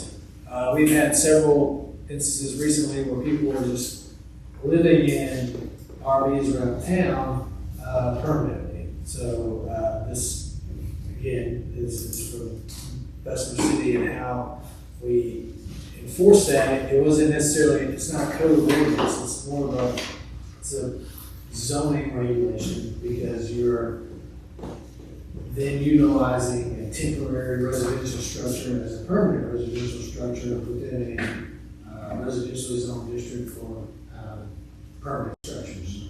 So on page 32 of your agenda packet, it talks about the storage of boats and recreational vehicles, and the first thing it says is a recreational vehicle shall not be deemed to be a dwelling unit, and except in a camping and recreational vehicle park, in the use of a recreational vehicle for living, sleeping, or housekeeping purposes, and in connection with such vehicle to utility services, except for maintenance purposes, shall be prohibited. So I wanted to discuss that topic with you all and see what your opinions on for people living in RVs within the town.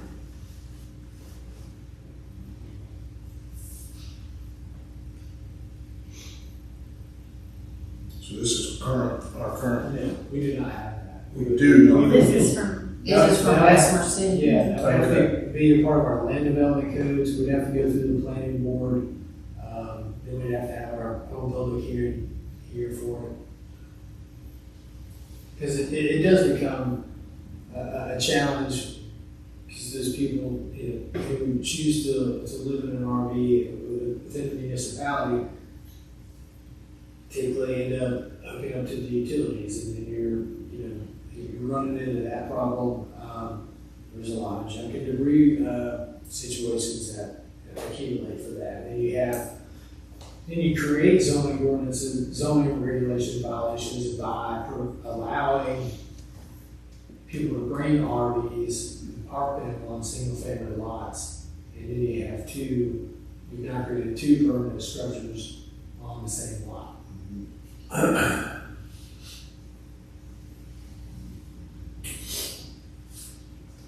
don't know. I have mixed feelings about it. Now, this is my mixed feeling because we own a travel trailer. We inherited a motor home. We brought the travel trailer that my husband lived in it in an RV park when he worked in Georgia. He drove down there and he lived in that motor home park so many days a week. He drove back home every weekend for years. When we brought it home, I was like, just pull it out there and park it this way, right there, this thing, and we'll hook it up and I'll fix it up. And then that way, when the kids and stuff are here, we can use it and blah, blah, blah, blah, blah, because it's a travel trailer and so we backed it in and got it all parked back there. And then I was doing something one day and we said, you can't put power to that. And I was like, what? Anyway, no, it was Sharon Rosen. She said because they had tried to put a yurt up and the county wouldn't approve them to do that. So I thought I was gonna be able to use it to like even do like a short-term rental in it. And I have 2 lots there, so that was actually sitting on another lot. But reading the county code, I can't do that on my own property, with my own property. It'd have to be Therefore, my deemed- mixed feelings. And it would have been painted and looked like just a short, single wide trailer at that point, you know. But I can't do that on my own property per county code. I mean, that's where it goes when Monroe was saying, you know, yours, and you got somebody that's living in it that's doing what we don't want them to do. It's kind of a double-edged sword. So the county code is more of the health department code and not a UDA code. So is that what you're talking about? No, it's a UDO. No, what she's talking about is your situation. No, the county code, you can't hook it up to anything. Right, that might be more of a. Well, I mean, if you Are you If saying you hook your- sewer and water? if you hook your septic tank for your RV up to the town sewer, that's not metered. So like you're just dumping stuff in there. But that's the illegal use of It's the utility. illegal use of our utilities. Right. You would have to be permitted to do that. You would have to establish a way to meter that. If you were gonna do that, we're gonna want people to do that. So we would charge.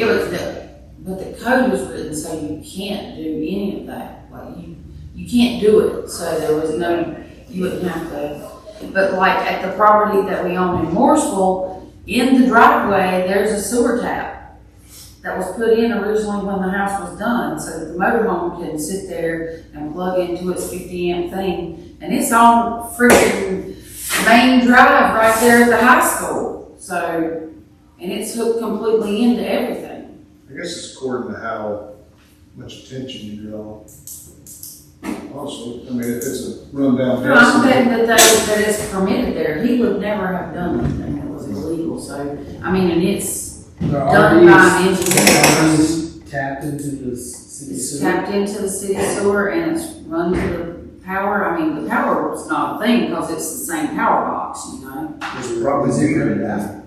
No, it's not running out. It's just to keep it running to keep it from, you don't let a house sit not plugged in without heating there and, Well, yeah, Was it a separate tap or was it tied in no, it's tied into their sewer tap. to their house? Yeah. So theoretically, it could not have been done properly. If it's not The used. driveway's poured around it, and it's not been torn up. It was done when it was originally done. There's no way to meter what's going into the sewer line though. It has to be. That's not- When it goes out, it leaves the back of the house. This is over here. Very rarely is sewer metered. I'm not saying It's based off of water consumption. water consumption. Well, it's hooked into the water too, so it's using the water. Well, then that would be metered if it's using the water. But if you went to Yellowstone and Canton, filled up there, and you're all the way back here and dumped instead of paving up there. Still use water to flush it out.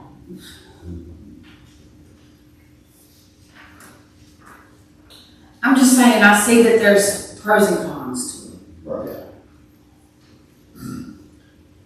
On the section where it talks about the recreation vehicle not being parked closer than 5 feet from a property line, I know we're talking about a recreation vehicle, but out where we live, we got those pods behind us, and they cannot build their pod and be within 10 foot of the property line. Yeah, that being said, that. The disposal, storage things, what are you talking about? Or No, I'm just saying they couldn't build Right, yeah. their units. They had to be 10 foot away from my property line. Right, yeah. So now you're saying I can bring in a recreation. No, this is just what the Bessemer ordinance says. Like, we regulated, accessory structures were, different than,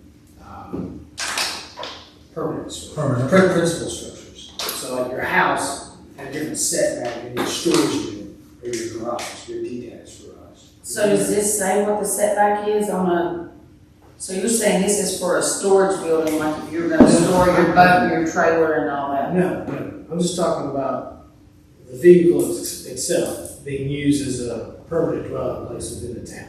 And then we can look at the stuff later about how far we want to park away. Well, I'm just bringing up that 5 and may conflict with the 10. Right, yeah. That we have in the town now, so we ought to be consistent. Right, that would be stuff we need to look at if we want to move forward with saying, You could we not amend that to allow up to 5 feet from the property line? Is that unamended? From 10 feet to 5 feet? it depends on how it's going. When we first, I'm just saying that that's a waste of land. If I've got a motorhome and a boat and something else that I need to park, if I'm having to come 10 feet off the property line to park a motorhome, I think it's Well, just separate. it's to prevent problems with your neighbors when sometimes there may not be a fence that separates your property line. So if you have a neighbor that necessarily doesn't care where the property line is, and he parks his stuff wherever, it's gonna be a nuisance for you and it's gonna cause problems. So if everybody just parks at least 5 feet away from the property line, you don't work. That's why that's in there. is there a setback on fences? No, you can build your. You can put a fence It directly may on the line. differ in other municipalities, but in my experience, no, you can build the fence. on the line. Put the fence on the line, then you can park it whatever, wherever you want to. Exactly. Okay, The offense doing. I got one. Okay. We'll move away from recreational vehicles. All right, and then the next item. I want to discuss putting out a request for qualifications for on-call engineering services. Since we may have a lot of projects coming up, hopefully, we get some state funded, some other grant monies. I think it would be best if we had multiple engineering firms that we could select from instead of consistently always going with West Consultants. I like West Consultants, I like the people that work there, I don't have anything against anybody personally, but every engineering firm is overrun with work and everybody's background. So this would give us a little bit more wiggle room and try to get our projects done a little quicker. And I had a complaint from somebody that wanted to put a bid in on a certain job that they require $100 for their plans. They have to buy the plans to bid on it. I'm not sure if And that's. it's $50 for a computer email. Yeah, They wanted the paper. yeah. Well, the paper's $100, the computer is $50. I mean, they have to pay for the plans to bid on the Project. project. I don't know if that's just something they do or if everybody Pretty does that. routine, I think. I'm sure it's probably pretty routine. Like everybody else, Yeah. we're gonna feed you to death. But, I got, made this RFQ looking at several different other ones.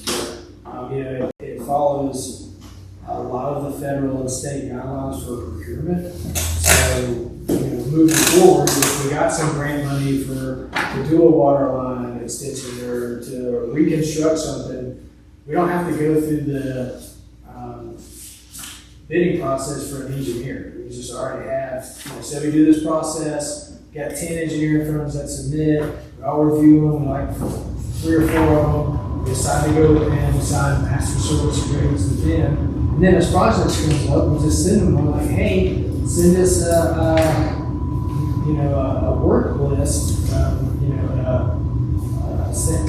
cost estimate, how much it would be for y'all to engineer this project and help us manage it. And then if we like it, we go. And then they we've already gone through the initial phase. We don't have to solicit engineers and we bid that out. We just have to bid out the contract. Well, Nathan, would that fall within we need 3 bids?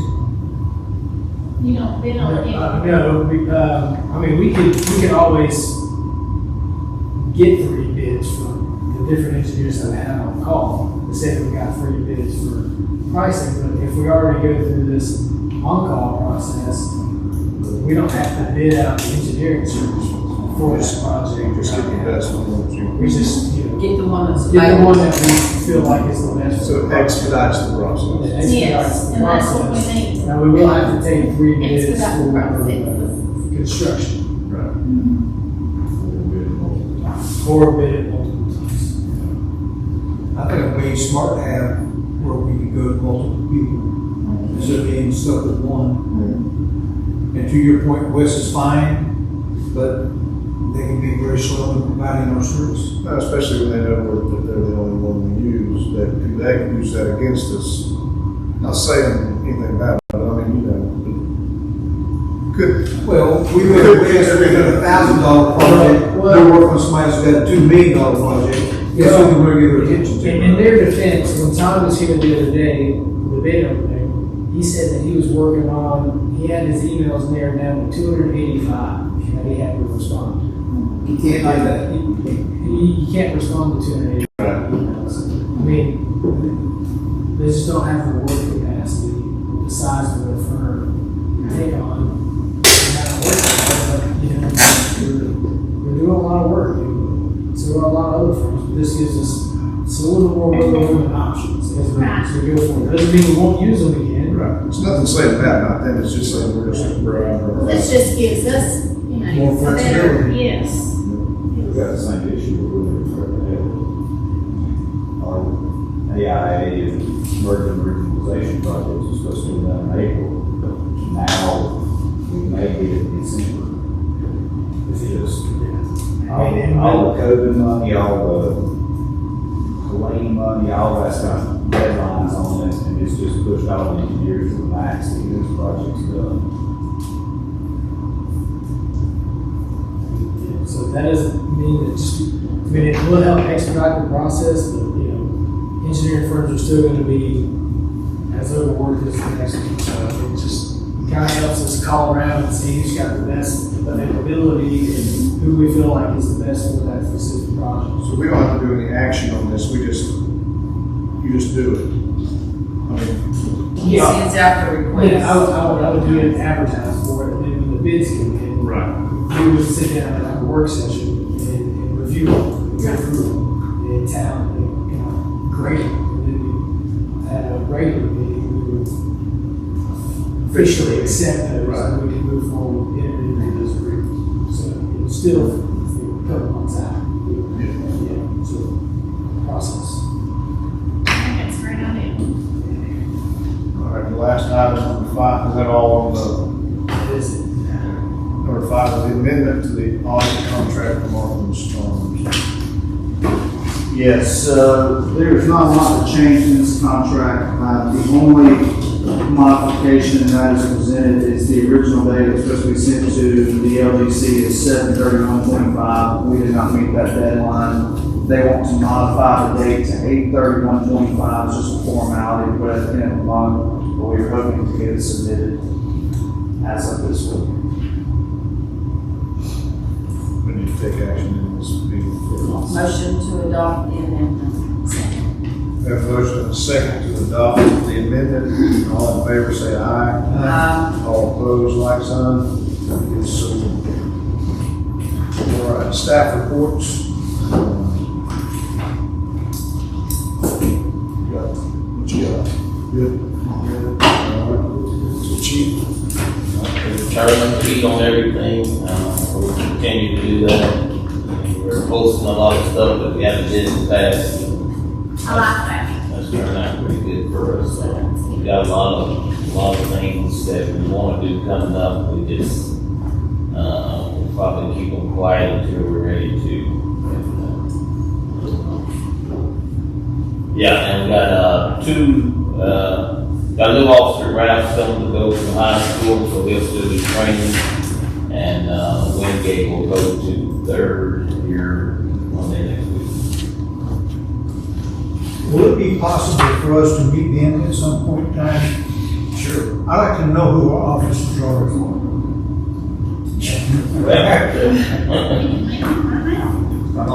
on in here.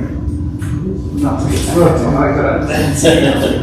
And this is with the, Right. Not putting you on the I'm spot not or sure you'll be anything. listening. He's gonna be like, we just wanna meet you. I'm Ralph Harper, I'm your new patrol officer, in Dixon Road High School. I'm Jack. Good to meet you guys. Nice to meet you. Where'd you come from? We're glad to have you. where'd you come from? Glen Alpine Police Department. Okay. Welcome to Tubby. Happy to be here. Happy to be here. Thank you. Thanks, sir.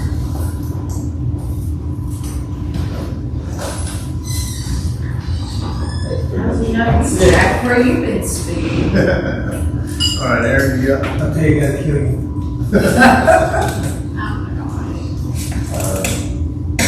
Surveyor came in last week, so we've got plenty of projects lined up for it. Sidewalks, of course, being poured today, finally, and, that's pretty much it. There's not really any status updates on any of the other projects at the moment, but, hopefully there'll be some updates soon. Just kind of waiting. Yep. It's like a waiting Like we game. have for Yep, forever. All right. The house on 4th Street, 331, that we worked with the county to condemn, they have applied for and issued a demolition permit today. So they hired a contractor, so hopefully within the next couple of weeks, that house will has to be gone. I do have a call tomorrow at 1 to talk about the first steps in moving forward with establishing our nonprofit. Working on setting up a meeting with the same firm and Tim for the hospital property. He's out of the country right now, so we'll be back until next week. So that'll probably be hopefully the first week of September. I did want to talk about the county is talking. Well, they're not talking about. They're going to do this America 250 thing, which is a big celebration starting in January. It's supposed to go all year. Since it's our 250th birthday, since July 4th, 1776. So, I've been contacted about, ways that we can partner and talk about, I've been asked about flags and banners. So, we didn't budget for any of that stuff, so we're going to be creative in the way that we get some money to do some things. So I wanted to discuss a program that the city of Cherville did through their Main Street program. They passed it around. They had a veterans flag display program that they did, and they sold these banners to families who wanted to honor a service member of theirs with a picture on the banner. And they would hang it in the town. They do it every 4th of July. Every Veterans Day. So they would go through a local company in Cherville. There's other companies that do it, like Moscow, the same company that we bought the Christmas tree from. They do it. They're more expensive than the one in Cherville, so I don't know if the one that's doing it already. They also, I think, did this for Drexel. So the family buys the banner. It's $120, and it's $10 for the hardware to hang it up. I have to check with the company what that hardware is, what our hardware we currently have for Christmas lights and other banners, and see if it's comparable where we don't have to buy extra hardware. But I wanted to bring this project with you as a way to kind of participate in this America 250 thing, and we can use these banners throughout it, and possibly in the future for Veterans Day and 4th of July, if we want to hang them up around those times too. Just kind of get your thoughts on it see what's going on. I thought we all liked them because we looked at them. And the Mosca flags were, I was gonna say, they're like $70 a piece. So they're doing it as a fundraiser, is what most of those, I mean, because when they talk to us, is that not what you remember? I mean, the flags themselves are like $70 a piece. They charge you $120 for them. That gives you money to make sure you have enough brackets and stuff in place, and you're getting a little bit of more additional money that you can use to help with time to hang them, put them up, take them down, and the equipment to do it. And I mean, we all thought it was a good idea as something that we could use those like 4 times a year when we looked at And them those be before.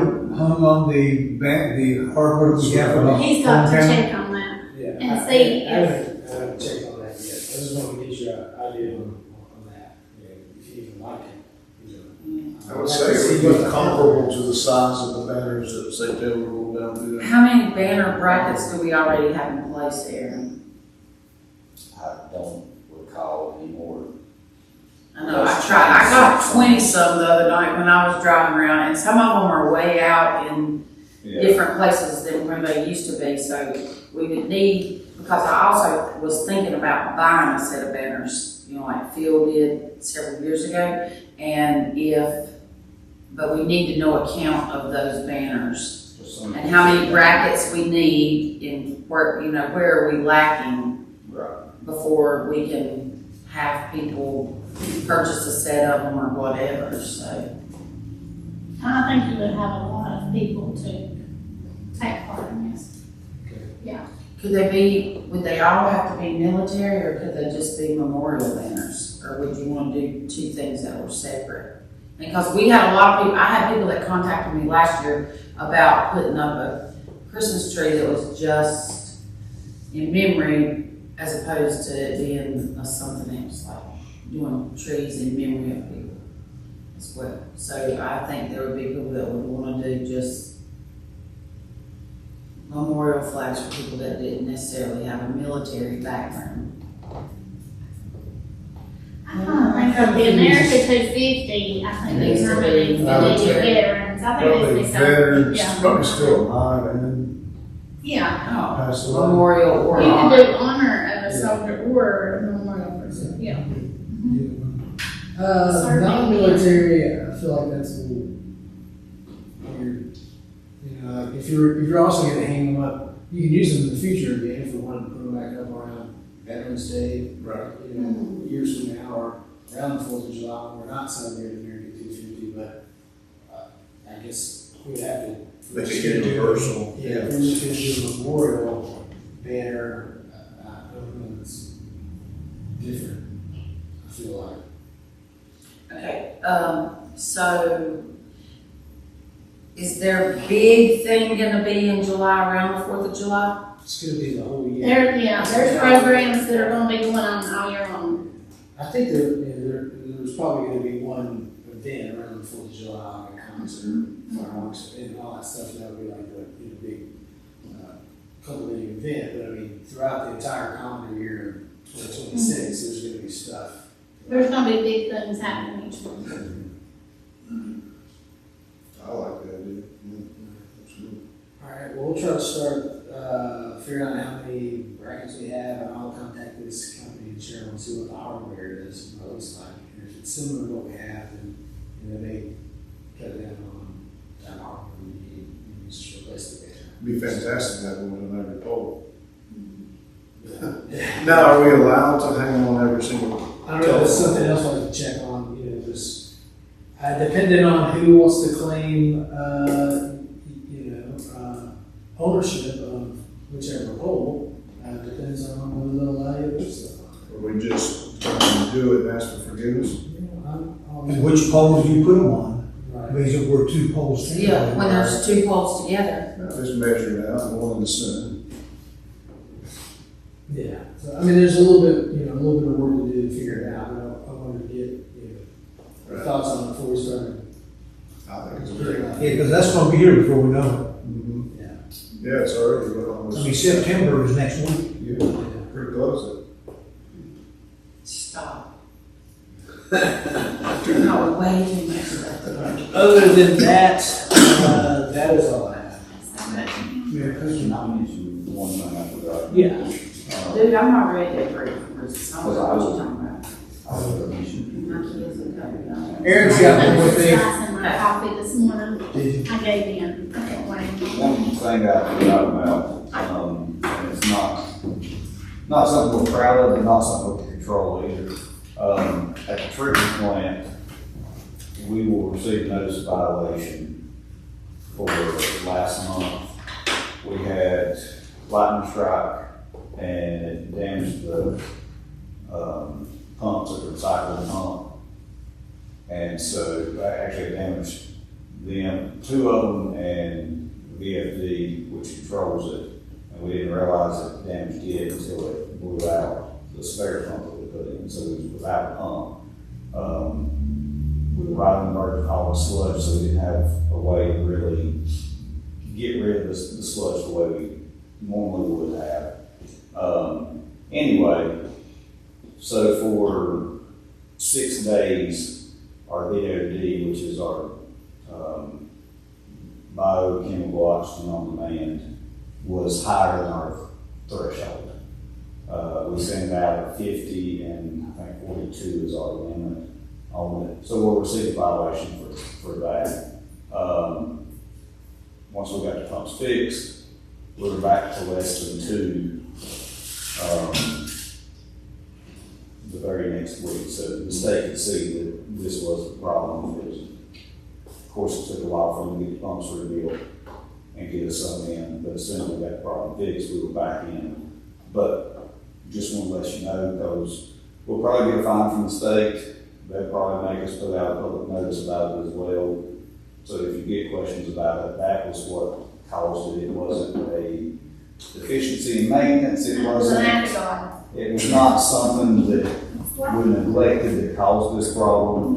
And Brian said this is only the second time in his 40-year career working at the treatment plant that the treatment plant had not passed a test. So just so everybody's aware. Council have any discussion? I have a question about, did you check about that trailer that, we had that abatement at that mobile home park where they left one double wide up there at the top, and I called you the other day about the guy breaking into it. Yeah. Yeah, I talked to Bill today when he came by, and he's gonna start working on that, and have it condemned and reported to the boss and buffer. We don't have any, there's no water issues at that plant right now, is there? I don't know if there's an active camera or not. Okay. I don't think there is. Connected, but, yeah, he's gonna start moving forward, getting that taken out. Cause it's all grown up again, Yeah. and somebody broke back into it after he secured it, so. Anything to Jack? The only thing I just want to keep, because I keep getting comments on chief, police cars are being seen in the community, especially on the side streets. So I want y'all to know that and keep that up. And I like the Facebook page, the updates, that's, everybody's seeing that. It's just an extra step and, appreciate what you're doing on that Bill Jack stuff. So I still want to invite you to the house for coffee to see this 35 that goes by the house, okay? Okay. You mean 65? Yeah, or 70. Most of the FedEx. All right, any other discussion? Need a motion to adjourn? Motion to adjourn? Second. All in favor? Done. Can we help you get these chairs back up? Is this your share? Actually, Yes, sir. We're having a meeting tonight at 6. Yeah, they did that Fairview stuff, was. Yeah. We don't like it. Her name tags. Who controls the alley between me and time? You never seen Jersey? I need to make one. I don't have many, I do, but. How about, but it's now, they called me asking who to